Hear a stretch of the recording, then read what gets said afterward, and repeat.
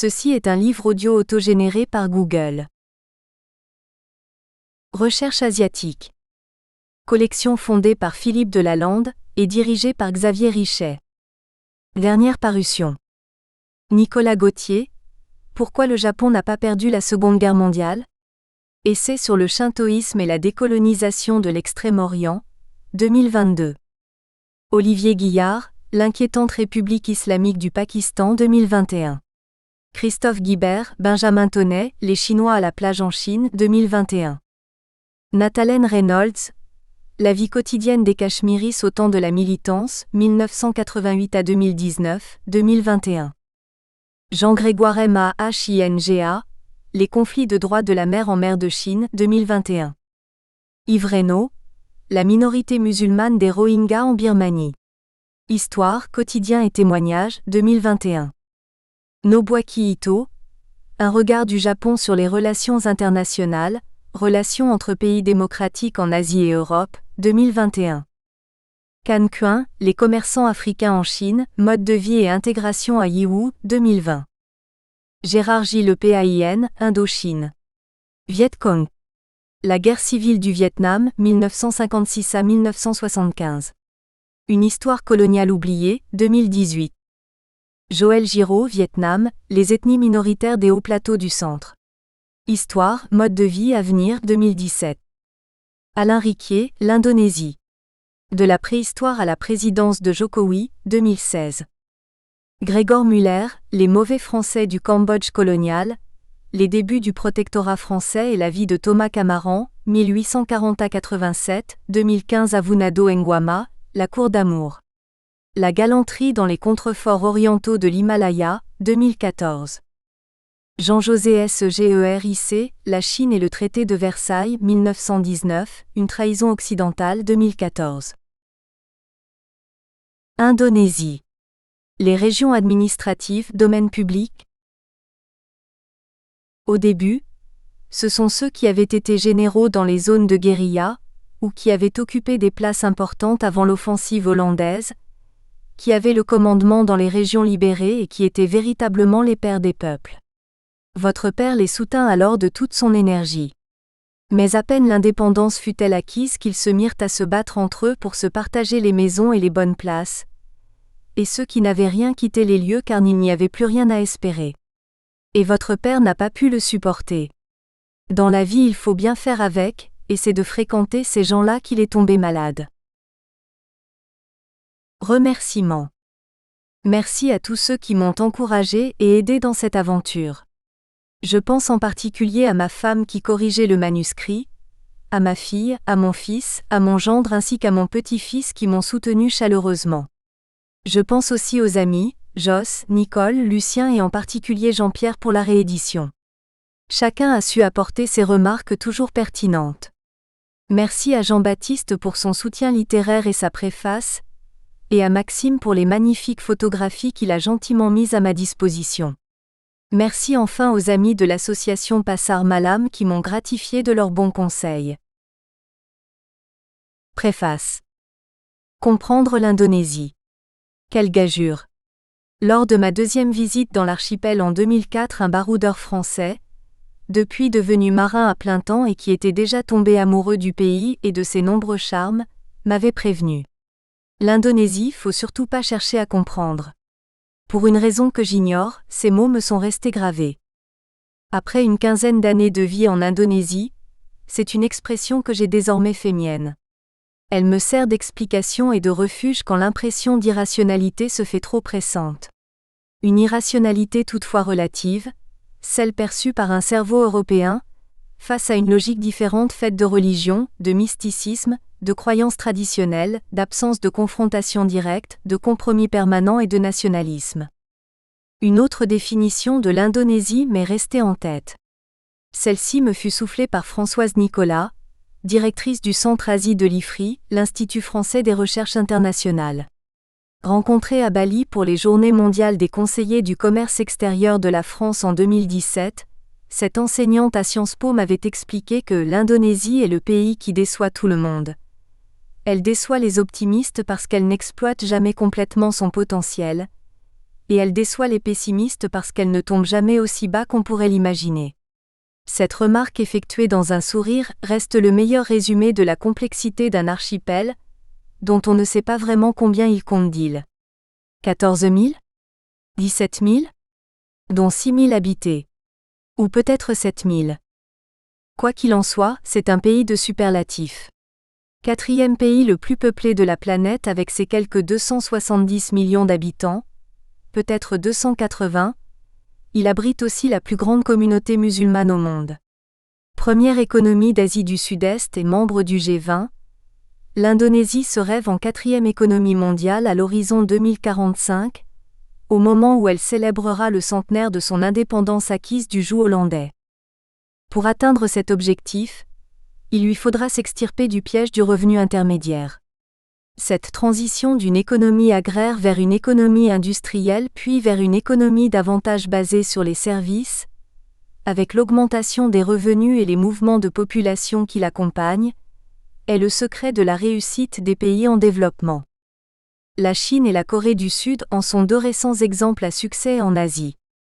L'Indonésie a un atout phénoménal dans la fenêtre actuelle qui la mène jusqu'à 2045, la jeunesse de sa population, qui lui accordait en 2020 une population active forte de 135 millions de membres. Mais elle doit aussi composer avec des handicaps majeurs. Son économie ne crée pas assez d'emplois pour absorber les 3 millions de nouveaux arrivants annuels sur le marché du travail. En conséquence, beaucoup d'entre eux viennent grossir les rangs d'une économie informelle qui représente environ 60% du PIB du pays. La pandémie de Covid-19 a en outre ralenti les efforts de réforme et replacé une partie de la classe moyenne dans la lutte contre la pauvreté. Mais elle a aussi accéléré la transformation numérique du pays, dont les Indonésiens sont des leaders avec le riche voisin singapourien dans l'ASEAN. Par ailleurs, son système d'éducation publique doit être transformé en profondeur. Celui-ci reste basé sur la religion et le nationalisme. Cela se justifiait après l'indépendance, quand il fallut unifier des peuples et des territoires en une nation. Mais ni religion ni nationalisme ne forment les ingénieurs, développeurs, managers et techniciens dont l'archipel a besoin maintenant. Comprendre l'Indonésie, c'est, comme le fait courageusement et brillamment cet ouvrage, revenir sur les origines d'une nation, et comment les mouvements de population, le commerce et les religions ont façonné l'archipel actuel. C'est aussi s'attarder sur l'influence des différentes puissances coloniales, avec une place toute particulière pour les Indes néerlandaises et leur héritage discutable encore bien présent. C'est ensuite revenir sur l'indépendance dont le père Sukarno a mêlé charisme et grandeur dans la quête du pouvoir, puis décadence dans son exercice. Cette période fut suivie d'un ordre nouveau, militaire, sanguinaire et dictatorial tenu d'une main de fer par Suharto et ses proches. C'est enfin la reformatie, période actuelle que la crise financière et monétaire asiatique de 1998, couplée à une révolte étudiante et à l'usure du pouvoir, a permis de faire émerger. L'Indonésie se vit désormais comme une démocratie réelle mais imparfaite, une société où se mêlent dans le désordre corruption, décentralisation, esprit entrepreneurial, islam, sourire, entraide, changement climatique ou développement incontrôlé. Si à mes yeux, la compréhension de l'Indonésie ne peut prétendre à l'exhaustivité, elle nécessite une confrontation directe à sa culture, à ses populations, à son climat, à sa diversité, à son histoire, à sa nourriture ou à ses langues pour en prendre le pouls réel. Ses principales îles, de Sumatra à la Papouasie, en passant par Kalimantan, partie indonésienne de Bornéo, Java, Sulawesi, les Célèbes, Bali, les Moluques ou les îles de la Sonde sont autant d'invitations au voyage. Pour le reste, cet ouvrage représente un outil merveilleux d'introduction à la complexité et à la richesse de l'Indonésie. Une étape majeure avant le grand saut. Et une contribution aussi rare qu'utile au développement de la connaissance francophone d'un pays anormalement méconnu. Excellente lecture. Jean-Baptiste Chauvin. Avertissement de l'auteur. Ce second ouvrage consacré à l'histoire de l'Indonésie répond à un besoin d'approfondissement et de clarification qui s'est révélé après la publication de mon premier essai. J'ai entrepris cette nouvelle version en reprenant des travaux que j'avais rapidement survolés sur la période coloniale et la dictature Suharto et d'autres découverts depuis. Ce travail m'a convaincu que j'étais encore loin du but que je m'étais assigné il y a 4 ans, faire comprendre à un large public l'Indonésie.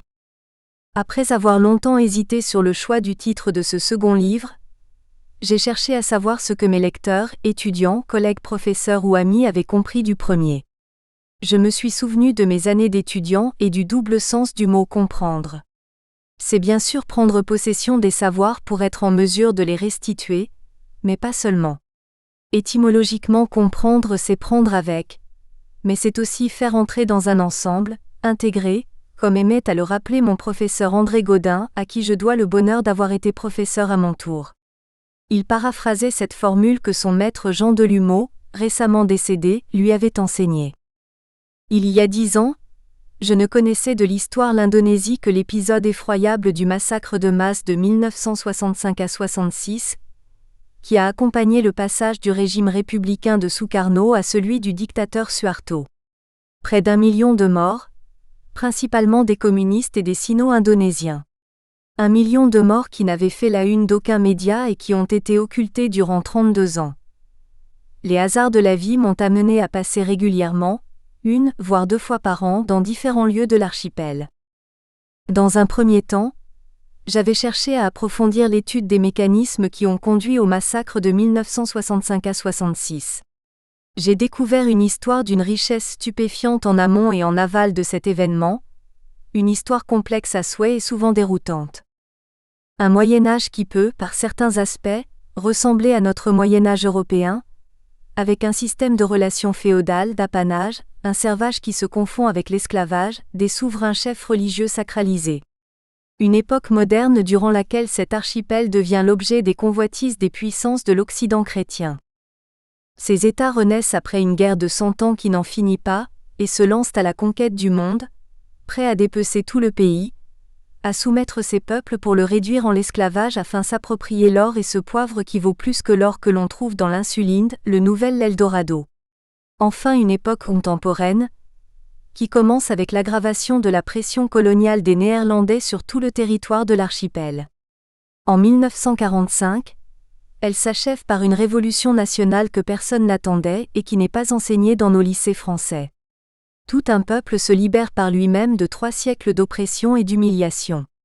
Une révolution puissante mais qui ne peut s'extraire du contexte international de l'après-guerre. La nouvelle superpuissance, les États-Unis et leur arsenal, la CIA, veulent à leur tour soumettre l'Indonésie et ses peuples à des stratégies géopolitiques dites de guerre froide. Dans le même temps, ils leur imposent des règles économiques de type NE-colonial par le pillage du sol et du sous-sol des pays placés dans leur zone d'influence. La Maison-Blanche, au nom de sa croisade anticommuniste, n'a pas été pas trop regardante quant aux dégâts collatéraux dans cette région du monde marquée par la révolution chinoise depuis 1949. Pour la seule Indonésie, 1 million de morts pour installer l'une des plus terribles dictatures appelée l'Ordre Nouveau. Le régime, dirigé par Suharto et son clan, s'est nourri sur le pays durant 33 ans, en programmant après celui de 1965 d'autres massacres, Timor oriental, Papouasie. C'est le côté sombre de l'histoire de ce pays, occulté par toutes les puissances, URSS comprises, et des historiens aux ordres de diplomatie complaisante. Suharto et son régime ont forgé une histoire officielle, jusque dans les manuels scolaires. Une histoire qui colle encore à la peau des actuels dirigeants et qui a fait perdurer l'omerta durant un demi-siècle. C'était hier. Depuis, les bouches ont commencé à s'ouvrir. Les jeunes générations cherchent des réponses. Elles ne les trouveront pas dans les politiques des gouvernements qui ont suivi la dictature, que l'on nomme la reformatie. Mais la vérité se fraye toujours son chemin. En septembre 2019, soit 6 mois avant la clôture de ce livre, des milliers d'étudiants étaient descendus dans les rues des principales villes d'Indonésie pour interdire, au nom de l'islam, de voter une loi pénalisant les rapports sexuels hors mariage et l'homosexualité. Ces 3 journées d'émeutes rappelaient celles de 1998 qui avaient provoqué la chute du dictateur Suharto. Le président Jokowi, fraîchement réélu, avait dû reporter le débat parlementaire. Depuis, le Covid-19 a modifié les priorités. La jeunesse, une nouvelle fois, avait résisté à la réaction obscurantiste. Ce message d'espoir traverse tout le pays et nous autorise à penser que les jeunes générations trouveront par elles-mêmes les solutions pour se forger un avenir en revisitant leur histoire, sans tabou ni censure.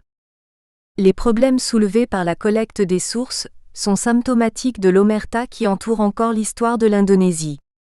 Les sources indonésiennes concernant l'histoire contemporaine sont peu accessibles pour un chercheur français. La suppression officielle de la censure ne date que de 1998 pour la période de la dictature Suharto, 1965 à 1988. Les historiens néerlandais avaient assuré naturellement leur contribution. Elles sont nombreuses et riches mais souvent centrées sur la période coloniale. Les historiens américains et australiens, très présents dans les bibliothèques indonésiennes, ne traitent que des points précis de l'histoire de l'archipel. Trop peu se sont risqués à une analyse globale des grandes problématiques historiques et géopolitiques de la région. Un ouvrage très complet de l'historien Geoffrey B. Robinson vient d'être publié et traduit en français sous le titre « L'archipel du génocide. Les massacres de masse perpétrés contre les communistes en Indonésie, 1965 à 66 ». C'est un travail essentiel pour qui veut comprendre la nature de cet événement. Une note de lecture figure en annexe, mais j'invite volontiers ceux qui veulent savoir et comprendre cet événement à lire cet ouvrage. Les historiens français sont, il faut le reconnaître, peu impliqués. L'ouvrage le plus riche est celui de Denis Lombard, Le carrefour javanais tiré de sa thèse d'État. Il m'a donné la matière nécessaire à l'approfondissement du sujet. Le travail de Denis Lombard est probablement le plus abouti car il nous introduit dans une histoire des interactions particulières à l'espace insule indien. Décédé en 1998, Denis Lombard est présenté par ses pairs comme le Fernand Braudel du Sud-Est asiatique, une référence qui n'est pas surfaite. Jean Bruat s'était lancé au début des années 60 dans cette voie. Il a publié un petit ouvrage de synthèse paru dans la collection Que sais-je.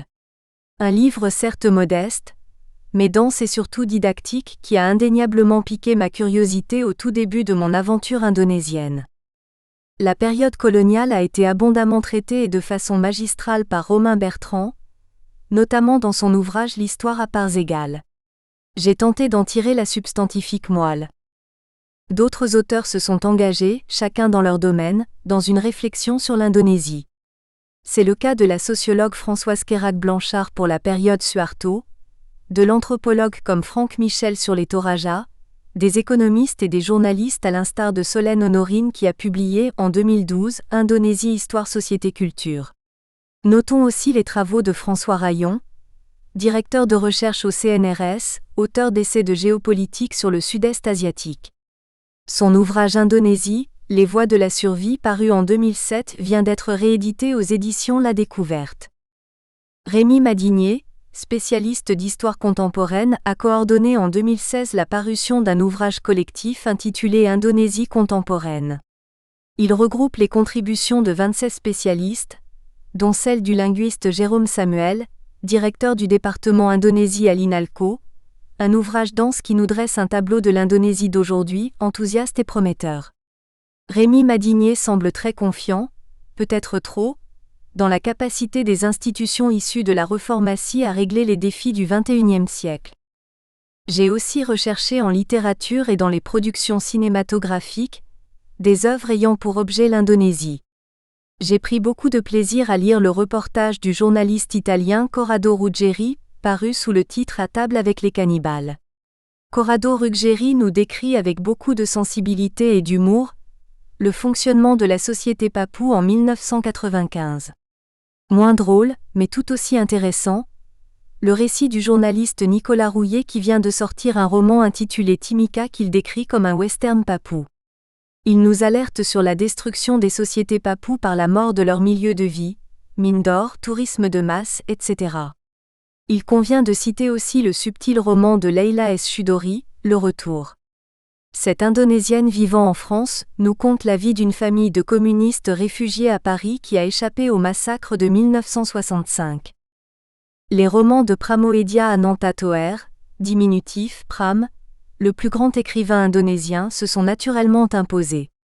Il faut citer Korup, qui traite des mécanismes de la corruption, et la Maison de Verre qui analyse avec une grande finesse la place que l'aristocratie javanaise, appelée Priayi, qui cherche à occuper dans la société coloniale hollandaise sans y parvenir. Écrivain communiste, Pram a passé près 20 ans dans les prisons de Sukarno puis dans celle de Suharto pour son engagement politique et ses écrits. Ses romans, pourtant mondialement connus, n'ont été autorisés qu'en 2005, soit 7 ans après la chute de Suharto et 7 mois avant son décès. Nous avons jugé utile de faire figurer en annexe une note biographique, car la vie de Parmuedia Ananta Toer se confond avec les phases les plus sombres de l'histoire de l'Indonésie sans pour autant ternir l'amour qu'il voue à son pays. Pour faciliter la lecture et donc la compréhension, j'utiliserai l'orthographe des dirigeants indonésiens, Sukarno et Suharto, bien que d'autres orthographes existent qui risqueraient de favoriser la confusion entre ces deux personnalités, pourtant bien différentes. Introduction. Le nom d'Indonésie évoque fréquemment chez nos concitoyens des réactions équivoques. Situer précisément l'archipel sur une carte est périlleux pour certains. Peu de Français sont en mesure de donner le nom d'un personnage politique important que compte ce pays. L'actuel président, Joko Widodo, Jokowi, est quasiment inconnu dans l'Hexagone. L'Indonésie est victime en France d'un ressenti plutôt inquiétant. L'image que les Français ont de ce pays renvoie trop souvent aux attentats islamistes ou aux catastrophes naturelles. Ces dernières années, les médias français ont très injustement alimenté une image négative en mettant en évidence les séismes, les éruptions volcaniques, les questions de pollution et d'environnement, ainsi que le recours trop fréquent à la peine de mort dans les décisions judiciaires. Toutes ces questions incitent peu au voyage. À l'inverse, l'Indonésie pays peut aussi évoquer l'exotisme, les plages de cartes postales et les paysages de rêve, une image qui n'est pas surfaite. L'alternance mer-montagne, cieux profonds et nuages de basse altitude soumis à des éclairages indirects et à la douceur du soleil rasant offre les tableaux les plus enchanteurs. Un mélange envoûtant qui apaise le navigateur, excite le photographe, inspire le poète et le voyageur lambda. L'histoire de l'Indonésie n'est que très faiblement connectée avec l'histoire de France, ce qui la rend souvent impénétrable et qui laisse dubitatif dans l'Hexagone. C'est une histoire qui colle plus volontiers avec celle des autres pays européens, l'Angleterre, le Portugal, l'Espagne et naturellement la Hollande. Seuls des projets d'un voyage à Bali, la perle de l'Asie, la pratique du surf, de la plongée sous-marine et la découverte de la faune endémique, dragon de Komodo, orang-outan, forcent l'intérêt. Pourtant l'essentiel de cet archipel constitue l'une des dernières terres à découvrir, une véritable aventure humaine, une expérience inoubliable à moins de 15 heures de vol de Paris. Cet ouvrage n'est pas un guide. Il se propose néanmoins d'aider à la découverte des richesses matérielles et immatérielles de ce gigantesque archipel, le plus grand et le plus peuplé de la planète. Il veut surtout mettre à la disposition d'un large public une introduction à son histoire. Les hommes et les femmes qui peuplent l'Indonésie sont à l'image de leur pays, accueillants, curieux et bienveillants. Le voyageur peut tranquillement se confronter aux traditions les plus originales et entrer sans crainte en contact avec des peuples tolérants et naturellement souriants. Leur histoire ouvre sur des civilisations riches et très différentes les unes des autres. Elles ont laissé des traces monumentales et des traditions solidement implantées. Cette histoire est rythmée par des moments très durs, mais aussi par d'autres, ô combien enthousiasmants. C'est une histoire en pointillé avec des zones d'ombre et des silences. Il appartient aux chercheurs de fournir aux jeunes générations les outils qui leur permettront de remplir les vides, de reconstituer les pièces manquantes du puzzle, un travail nécessaire pour s'approprier leur histoire. Livre 1er, aux origines d'une nation. Chapitre 1er, le pays des premiers Indonésiens. Tout a commencé, il y a 200 millions d'années. Le nom Indonésie est un néologisme tiré des mots grecs indo signifiant indien, et néso, île. Cette dénomination Inde des îles date du milieu du XIXe siècle. Elle sera choisie officiellement à partir de 1928 par les nationalistes qui ne pouvaient plus supporter le terme « Inde néerlandaise ». En géographie, le terme insulinde est fréquemment utilisé. L'insulinde décrit un ensemble plus vaste, incluant l'archipel des Philippines. Les géographes emploient aussi le terme île de la Sonde, pour nommer une partie des îles de l'archipel, mot tiré de Sunda, royaume hindouiste situé sur la côte ouest de Java. James Cook, le grand explorateur du XVIIIe siècle, nous a légué de magnifiques descriptions des paysages de l'insulinde mais aussi l'idée erronée que l'Indonésie serait un archipel formé essentiellement par l'activité volcanique. Certes, avec ses 13 667 îles, l'archipel chevauche 4 plaques tectoniques turbulentes à l'origine de l'instabilité du socle sur lequel il est posé. Les géographes ont nommé la zone qui s'étire jusqu'au Japon la ceinture de feu du Pacifique, ou Ring of Fire, anneau de feu en anglais.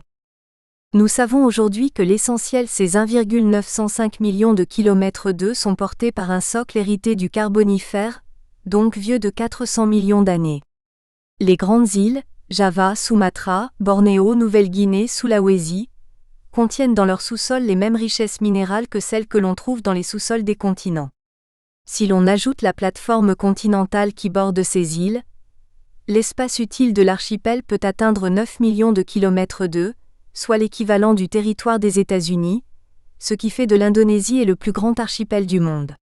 Il s'étire sur 4500 km de long et 1200 km de large. James Cook, embarqué pour atteindre le mythique continent austral, resta sur sa faim. Il se consola en découvrant la péninsule malaise et l'île de Java. Il y a 290 millions d'années, ces îles étaient collées à la Pangée, sauf la Nouvelle-Guinée soudée à l'Australie voire Schéma.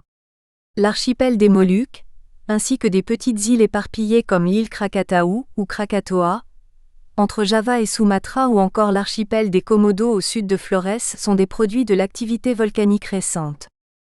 La future Indonésie est de fait un monde vaste mais par sa structure et son relief, fortement cloisonné. Les volcans d'Indonésie, domaine public. La ceinture de feu du Pacifique. L'instabilité récurrente du socle est la principale cause des modifications de la physionomie en surface de l'archipel. La quasi-totalité des îles a subi et continue de subir les conséquences de la tectonique des plaques.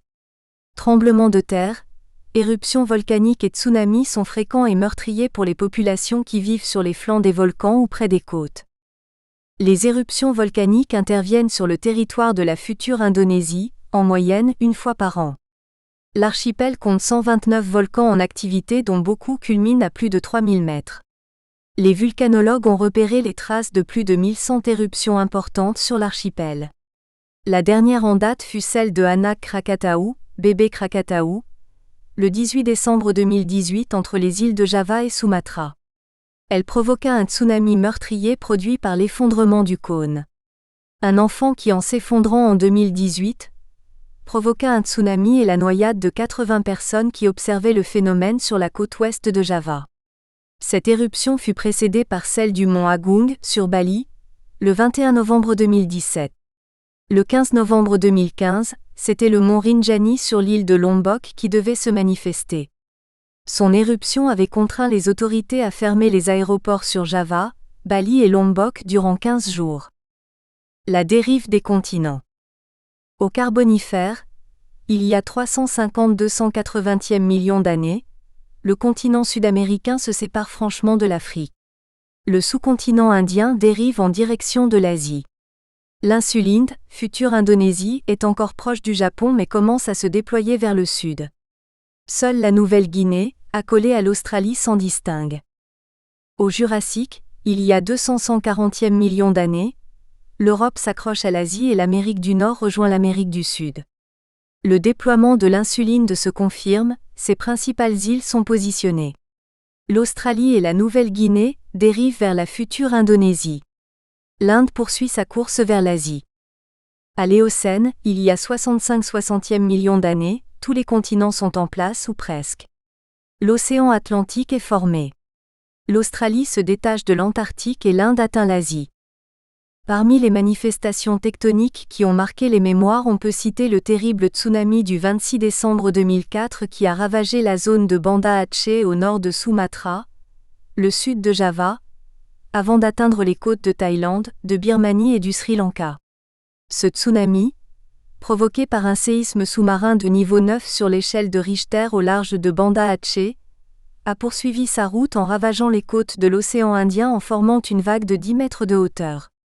La masse d'eau a atteint les côtes de Sumatra, sans que les populations aient été alertées, provoquant la disparition de près de 200 000 personnes et la désolation de toute une région.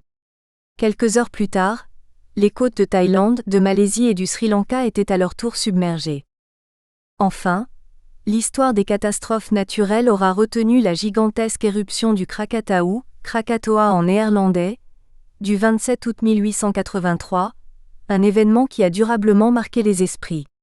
Située entre Sumatra et Java, l'île de Krakatau est formée uniquement par le volcan. Son éruption l'a rendue tristement célèbre dans le monde.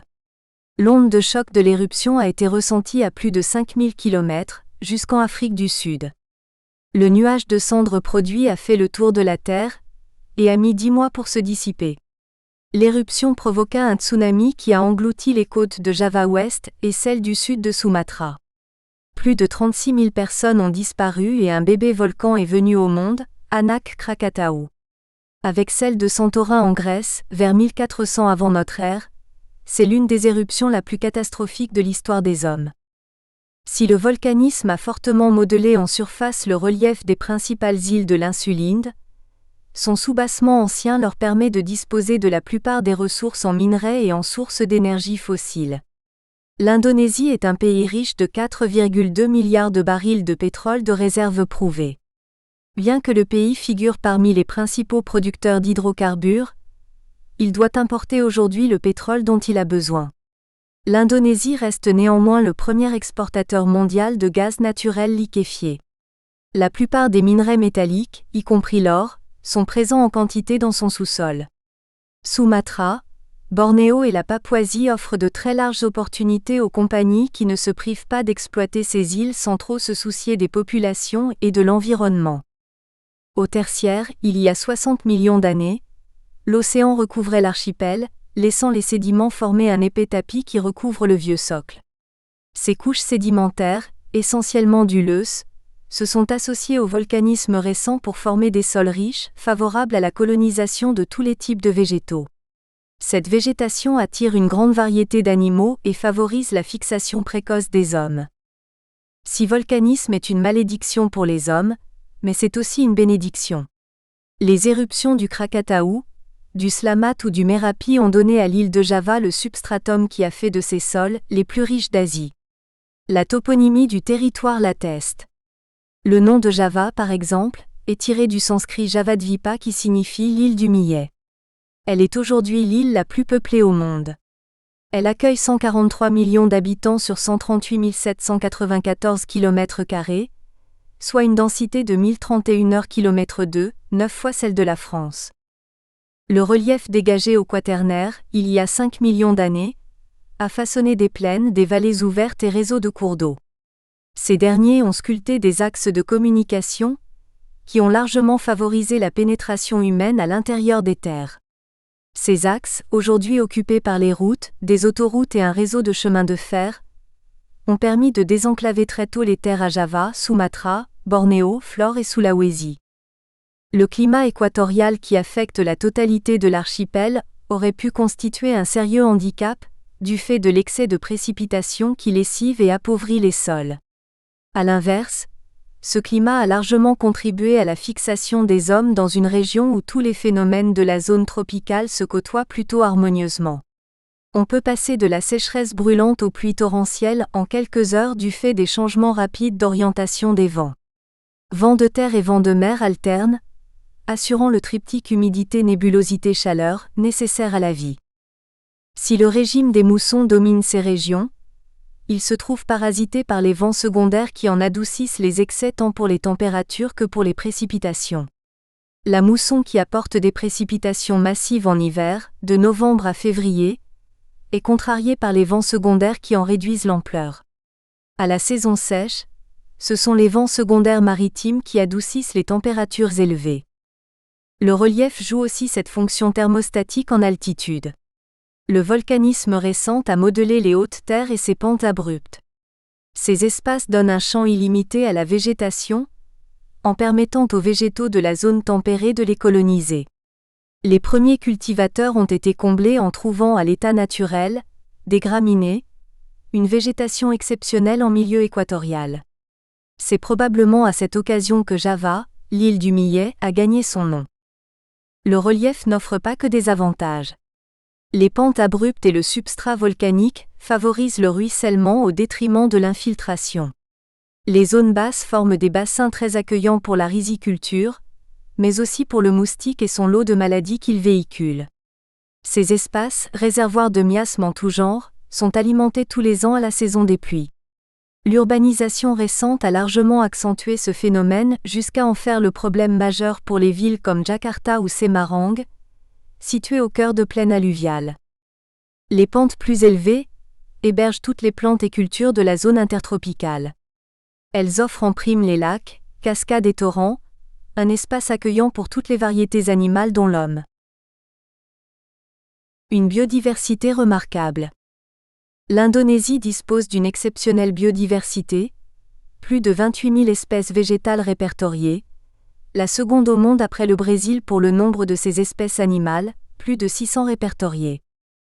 Le territoire de l'Insulinde compte parmi les régions disposant des plus grandes réserves de forêt de la planète, 10% de la réserve forestière tropicale humide mondiale. Ce ne sera plus le cas dans un avenir proche car les forêts disparaissent au rythme d'1 million d'hectares par an, provoquant une érosion considérable des sols.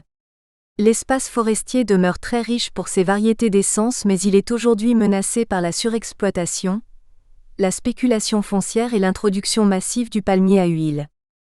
Les sols de l'archipel accueillent toutes les variétés végétales des zones intertropicales et tempérées, mais aussi des curiosités florales. La fleur la plus spectaculaire et la plus indonésienne est la Rafflesia, ou Rafflesia arnoldi. C'est la plus grande fleur du monde. Endémique sur Sumatra et Java, elle peut atteindre 1 mètre de diamètre. La découvrir dans son milieu naturel reste une fabuleuse aventure. L'homme a su développer très tôt dans l'insuline de tous les types de cultures, caféiers, théiers, tabac, palmiers à huile. Ces plantations se retrouvent un peu partout dans l'archipel, alors que l'agriculture n'occupe que 20% de la superficie totale. Les Indonésiens ont su développer des curiosités culinaires, comme le kopi luwak. C'est un café récolté dans les excréments d'une civette asiatique. Luwak, Paradoxurus hermaphroditus, de la famille des Viverridae, variété qui ne digère pas ses aliments. La civette consomme les cerises du caféier, ingérant la pulpe mais pas le noyau que l'on retrouve dans ses excréments. Les sucs gastriques font subir une transformation subtile aux arômes des grains de café qui, une fois torréfiés, deviennent un produit de luxe, le kopi luwak. Il est servi sur toutes les bonnes tables des États-Unis.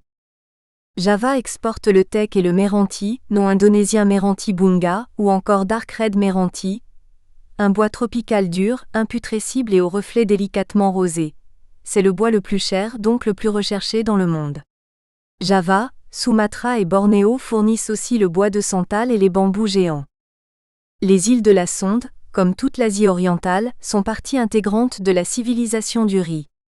Des conditions climatiques favorables associées à un bon système d'irrigation et des sols de bonne qualité permettent d'effectuer 3 récoltes par an en plaine, 2 en région de montagne. L'Indonésie se classe aujourd'hui parmi les 3 premiers pays producteurs mondiaux de riz. Grosse consommatrice, elle ne l'exporte plus afin de réduire ses importations. C'est le pays des épices et des plantes médicinales, en particulier le poivre, le girofle, le camphre et la noix de muscade. Avec ses poinsettias, hibiscus et bananiers, la végétation fait preuve d'une vitalité prodigieuse. La hauteur de certains volcans, plus de 3000 mètres, autorise la croissance d'espèces alpines comme l'Edelweiss de Java, Anaphalis javanica. La Rafflesia arnoldi, Creative Commons, CC. La flore héberge et nourrit une faune non moins exceptionnelle. La partie occidentale de l'archipel qui comprend Sumatra, Java, Kalimantan, partie indonésienne de l'île de Bornéo, abrite de grands animaux comme le rhinocéros, le léopard, l'orang-outan, homme de la forêt en indonésien, et l'éléphant qui font la richesse des parcs naturels aujourd'hui très protégés. La Papouasie compte des kangourous arboricoles, des opossums à queue cannelée, et le fabuleux oiseau endémique à la Nouvelle-Guinée, le paradisier dont les plumes aux couleurs incomparables étaient utilisées pour les chapeaux de ces dames du début du XXe siècle. Sulawesi, Nusa Tenggara, petites îles de la Sonde, et les Moluques ont abrité une faune insulaire qui ravit les naturalistes et les chasseurs d'images. Lanoa, ou buffle nain, semble résulter d'un croisement entre un cerf et une vache. Le calao bicorne figure parmi les oiseaux les plus spectaculaires d'Indonésie, considéré comme sacré. Le varan de Komodo est le plus grand reptile saurien carnivore du monde. Il peut atteindre 3 mètres à l'âge adulte. Enfin, parmi les curiosités de la faune indonésienne, il faut noter le tarsier, le plus petit singe du monde qui ne dépasse pas les 10 cm à l'âge adulte. Il est endémique à Sulawesi, voire Planche. Pour protéger les espaces naturels, l'archipel abrite de très grands parcs nationaux et ce depuis le début du XXe siècle. À Sumatra, le plus accessible et le plus intéressant est celui de Gunung Leuser qui couvre 10 000 km² et abrite notamment le fameux orang-outan, littéralement « homme de la forêt » en indonésien. Le principal parc national de Java est celui d'Ujung Kulon. Difficile d'accès à l'extrémité sud-ouest de l'île, il offre néanmoins de superbes paysages côtiers, une forêt luxuriante, des récifs coralliens ainsi qu'une population de rhinocéros et de léopards de Java, des espèces en voie d'extinction mais très bien protégées. Le tigre de Java n'a pas eu cette chance, il a totalement disparu. Sur Java, la forte densité de population a fait reculer la faune mais l'île abrite toujours près de 300 espèces d'oiseaux. La plupart de ceux que l'on voit sont captifs. Les Javanais affectionnent les oiseaux qu'ils mettent en cage pour décorer leur demeure. L'élevage est peu présent si ce n'est par l'existence de quelques vaches et de porcs, à Bali, disséminés sur les exploitations familiales. Les bovins sont utilisés principalement pour le lait. Le buffle est présent dans les rizières comme animal de trait. Il est abattu pour la consommation festive et sacrificielle, en pays Toraja. L'apport en protéines provient plus volontiers des basses-cours et des produits de la mer. L'élevage industriel des crevettes et la pisciculture ont connu un fort développement ces 20 dernières années, en particulier à Sulawesi. Conséquence des forts courants qui font remonter près de la surface le plancton, la mer est très poissonneuse dans toute la zone côtière. Elle assure l'apport complémentaire en protéines à la population. La richesse en variétés de poissons tropicaux, de tortues et de coraux qui font de l'archipel l'une des destinations les plus prisées des plongeurs, en particulier l'archipel des Komodo, les îles proches de Sulawesi et les côtes de Papouasie n'ont pas besoin d'être détaillées. Les guides y pourvoient largement. Enfin, signalons un spécimen étonnant, parmi les plus vieux de la chaîne de l'évolution, le poisson-lune ou mola mola que l'on trouve à l'ouest de Lombok. Son poids peut atteindre 1 tonne. Mola mola ou poisson-lune. On le trouve au large de Sulawesi, son poids peut atteindre 1 tonne. Domaine public. Espèce animale endémique à l'insulinde. Proboscis monkey de Bornéo ou Nasalis larvatu est endémique à la jungle de Bornéo. Avec l'aimable autorisation de Maxime Aliaga. Le gibbon présent à Bornéo est totalement arboricole, aidé pour cela de ses longs bras. Il est monogame. Avec l'aimable autorisation de Maxime Aliaga. Le tarsier est le plus petit singe au monde. Il mesure 10 cm à l'âge adulte. Il est endémique à Sulawesi. Il passe toute existence sur le même arbre. From Wikimedia Commons. Le dragon de Komodo, endémique à l'archipel des Komodo est le plus grand saurien carnivore. Il peut atteindre 3 mètres et peut dévorer un buffle après l'avoir paralysé, grâce à plus de 250 bactéries logées dans sa mâchoire. Avec l'aimable autorisation de Maxime Aliaga. L'orang-outan, homme de la forêt en indonésien, grand singe d'Indonésie, est visible dans les réserves de Sumatra et Bornéo. Avec l'aimable autorisation de Maxime Aliaga. Le paradisier de Nouvelle-Guinée est l'oiseau mythique des Papous. Il était chassé pour ses plumes pour décorer les chapeaux. Il est très difficile à repérer. Musée des confluences de Lyon, domaine public. La chauve-souris géante est repérable sur île de Bali et de Nouvelle-Guinée. Récemment, l'armée a capturé une chauve-souris de 6 mètres d'envergure. Un record du genre. Avec l'aimable autorisation de Maxime Aliaga. Au milieu du XIXe siècle, le naturaliste anglais Russell Wallace avait tiré de ses observations une théorie que tous les naturalistes, ethnologues, géographes et romanciers ont utilisée pour localiser les espèces de cette région. Ils lui ont donné pour nom la ligne Wallace. Alfred Russel Wallace, 1823-1913, est considéré comme le co-découvreur avec Charles Darwin de la théorie de l'évolution. De 1854 à 1862, Wallace explore la Malaisie et les Indes néerlandaises. Il veut recueillir des spécimens destinés à être vendus à des musées ou à des particuliers, et en profite pour étudier la nature de ces régions. Il tire de ses observations la conviction qu'il existe des différences zoologiques significatives de part et d'autre d'une ligne qui coupe l'archipel. Cette frontière biogéographique a été validée par des générations de naturalistes qui lui ont succédé. Wallace a collecté plus de 125 000 spécimens dans l'archipel malais, dont 80 000 coléoptères, plus d'1 millier étaient des espèces inconnues jusqu'alors. À l'issue de cette exploration, il élabora sa théorie sur l'évolution et la sélection naturelle. Charles Darwin, complétant les observations de Wallace, est allé au terme de la théorie de l'évolution. Le classement de Wallace et la fameuse ligne qui en découle sont aujourd'hui remises en cause par les nouveaux outils de la génétique. La ligne Wallace, Creative Commons Paternité Maximilien Dombecker. L'insuline, berceau de l'humanité. Musée national de Jakarta. L'homme de Java, ou Pithecanthropus erectus, homme-singe debout, domaine public. L'archipel indonésien a assuré très tôt à l'homme les moyens de sa survie. Les premiers hommes l'auraient colonisé, il y a 1 million d'années. La découverte d'un sujet vieux de 500 000 ans avait ouvert aux archéologues du monde entier de nouveaux champs de recherche. Ils l'avaient appelé Pithecanthrope, Pithecanthropus erectus, homme-singe debout, plus connu sous le nom d'homme de Java.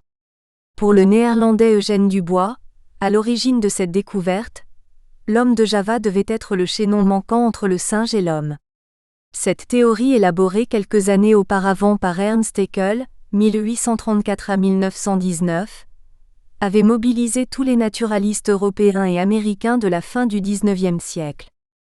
La découverte de l'homme de Java en 1891 à 1892 a fait dire au géographe Charles Robequin en 1946 « L'Indonésie est un berceau de l'humanité ». Une théorie largement contestée par les chercheurs contemporains, qui en majorité acceptent plus volontiers la thèse de Charles Darwin attribuant à l'Afrique seule cette qualité. Pour Eugène Dubois, la station debout et la locomotion des singes de cette région du monde, singulièrement celle du gibbon, sont plus proches de l'homme que ne le sont celles des grands singes d'Afrique. C'est pour cette raison qu'il décide de mener une campagne de fouilles à Java qui le conduit à trouver, en 1891, une molaire et une calotte crânienne, puis un long fémur l'année suivante. Depuis, cette théorie a été remise en cause par les outils récents de la génétique. Elle a néanmoins largement contribué à donner un caractère universel à la théorie de l'évolution de Darwin. Un autre vieil homme a rendu célèbre une autre île de l'archipel, l'homme de Flores. L'homme de Flores ou Homo floresiensis, vieux de 70 000 ans, est le représentant d'une espèce disparue de l'ordre des primates. Il mesure environ 1 mètre. Son squelette a été découvert en septembre 2003 dans une grotte de l'île de Flores. Sa petite taille a été l'objet de controverses qui ont été réglées récemment. Après avoir considéré qu'il s'agissait d'un enfant, les chercheurs assurent maintenant que notre homme était adulte.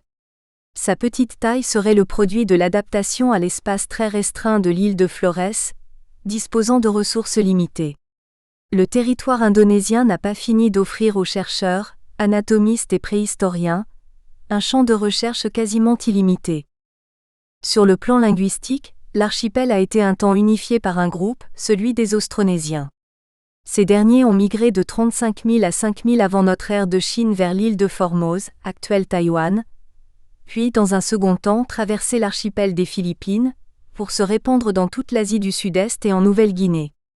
Ils ont terminé leur course sur l'île de Madagascar. Une dernière vague d'Austronésiens se fixe sur l'île de Pâques entre le premier et le second millénaire. Ces populations se déplaçaient sur de simples barques à balancier, dont on trouve des représentations sur des gravures ou des bas-reliefs de toutes les régions traversées. Ces barques sont équipées d'une voile triangulaire. Nous espérons que vous avez apprécié cet aperçu.